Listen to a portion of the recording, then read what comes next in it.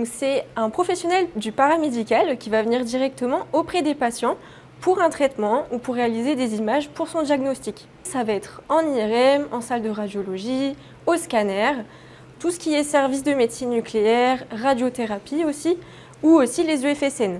Les EFSN, qu'est-ce que c'est? C'est pour faire les électroencéphalogrammes. Notre formation, c'est sur 3 ans. Donc on a en première année autant de cours, beaucoup plus de cours que de stages. Donc on n'a que 4 mois de stage. En deuxième année, c'est moitié-moitié. Et dernière année, vous allez être beaucoup plus sur les terrains de stage qu'en cours. Alors, comme matière principale, on va être vraiment, pendant les 2 premières années, tout ce qui est pathologie, l'anatomie. Et la troisième année, ça va être un petit peu plus le contrôle de la qualité, comment bien gérer nos images, fonctionner en équipe, etc. J'ai choisi ce métier-là, c'est vraiment pour être auprès du patient.